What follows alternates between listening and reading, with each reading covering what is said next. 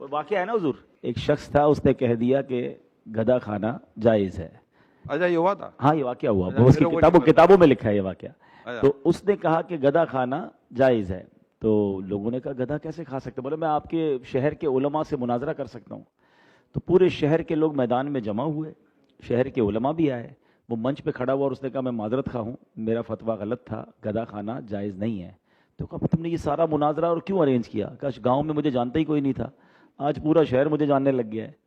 تو یہ social media میں نیگیٹو بات کر کے کوئی بھی آپ دیکھ لیں, جو یہ ہمارے بھائی بھی سوال کر رہے تھے, آپ سب سے ہٹ کر کوئی بات کر دیں, سب پر اعتراض کر دیں, تو جناب آپ مشہور ہو جائیں گے, بعد میں بے شک دلیل ہو یا نہ ہو. تو یہ نیگیٹیوٹی جس طرح پھیلائی جا رہی ہے, اور خاص طور پہ اسلامی معاملات میں, اس پہ تو پھر آپ سوچ رہے ہیں امیر علیہ سنت نے فرمایا کہ ایسا نہ ہو کہ کوئی ایسی بات ہم کر جائیں جو ہمارے لیے گناہ جاریہ کا باعث بنے.